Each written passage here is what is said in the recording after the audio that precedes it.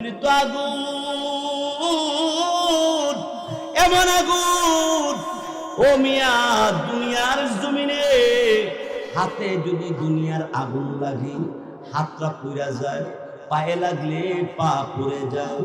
কিন্তু জাহান্নামের আগুনের ব্যাপারটা হলো শরীরের কোন একটা অঙ্গের মধ্যে যদি জাহান্নামের আগুন লাগে, আরে ভিতরের কলিজা গুনা গুনা হয়ে যাবে, ভিতরটা পুরা সারখার হয়ে যাবে। এই মুসলমান, ওই জাহান্নামের ভিতরে পা দুটো উপরের দিকে দিয়া মাথা নিচের দিকে দিয়া তাকে রাখা হবে। এই শাস্তি কেন?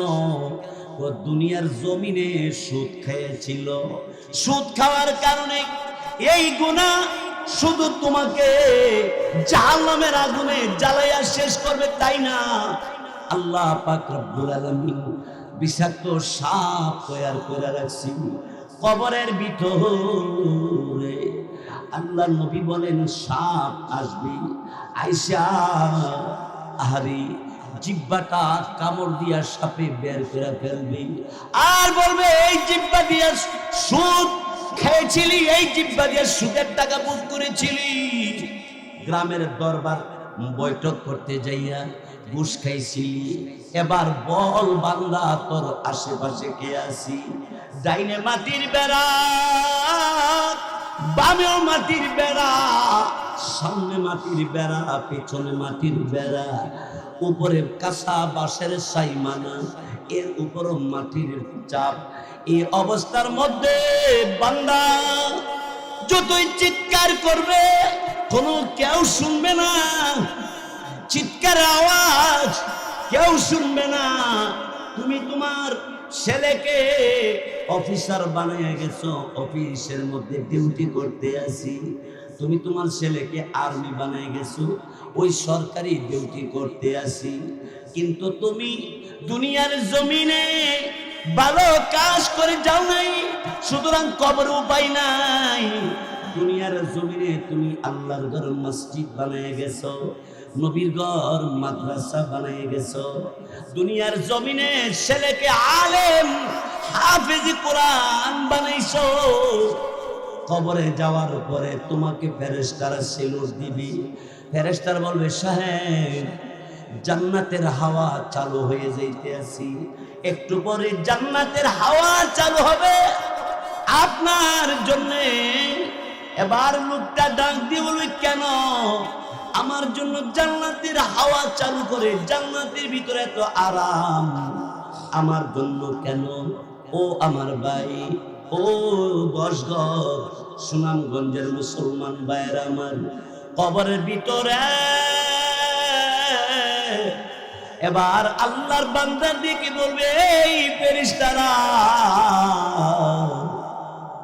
আমার জন্য এত আরাম কেন?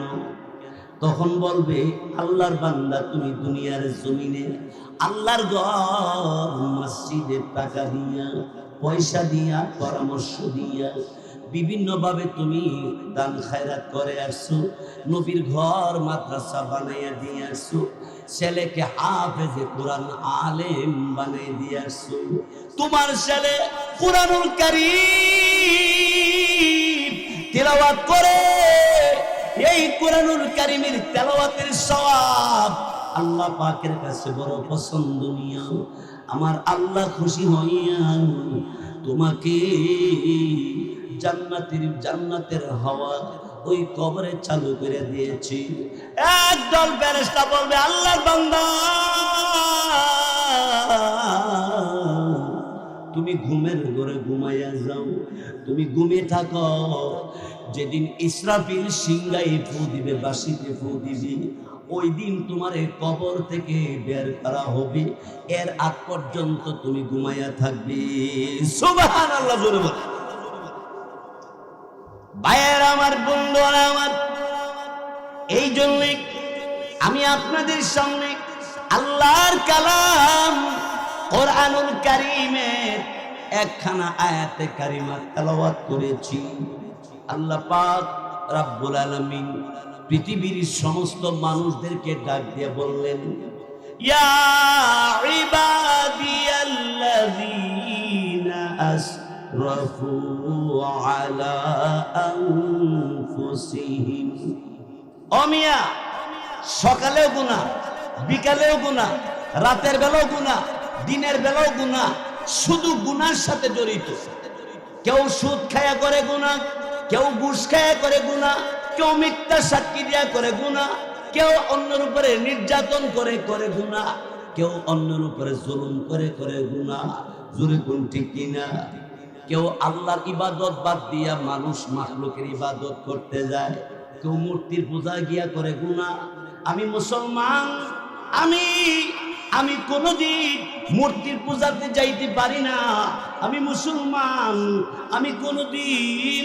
খ্রিস্টানদের অনুষ্ঠানে আমি যাইতে পারি না কারণ আমি মুসলমান আমার নবী